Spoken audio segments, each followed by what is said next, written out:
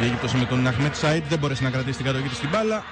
Η πάσα του Ντάνιελ Άλβες, ο Κακά περνάει όποιον βρίσκει μπροστά του και ανοίγει το σκορ γρήγορα για τη Βραζιλία. Ο Ρομπίνιο πήγε μαζί του να πανηγυρίσει. 1-0. Πολύ γρήγορα φωνές του Ελχαντάρη στους αμυντικούς του. Ο Κακά πήρε την πρώτη κόντρα. Φάση που ξαναβλέπουμε και που βεβαίως δεν χρειάζεται να προσέξει κανείς πάρα πολλά πράγματα για να διαπιστώσει πως ένας ποδοσφαιριστής αυτού του βεληνικούς που λέγεται Κακά περνάει ανάμεσα από τρεις τελικά.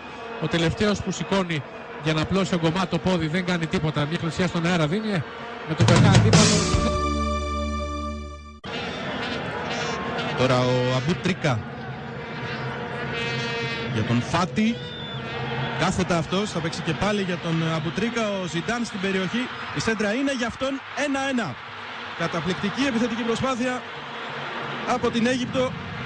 Γρήγορα η απάντηση των Φαραώ.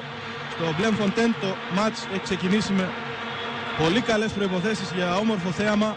Αλυπτέρυγα, όπως κάνουν εδώ με την κάθε την παλιά που περνάει και είναι καθοριστική στο άκρο της άμυνας της Βραζιλίας, και η σέντρα πια είναι ακριβίας. Ο Ζιντάν δύσκολα το χάνει αυτό, γι' αυτό άλλωστε είναι και από τους πιο αναγνωρίσιμους της χώρας του ποδοσφαιριστές σε παγκόσμιο επίπεδο, και αλίμονο αν αυτός ο ποδοσφαιριστής στην κενή γωνία του Σέζαρ, ο οποίος δεν μπορεί να κάνει όλος του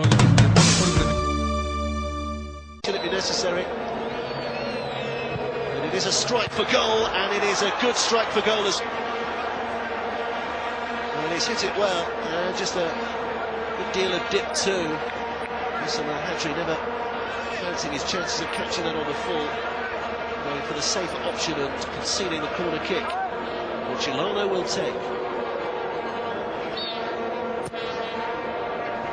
It's a good one too, and it's a third Brazilian with that delivery from the corner. And the 30-year-old Juan stooping to conquer, and Brazil with their third. They are in complete control now. A little dummy run by Gilberto Silva.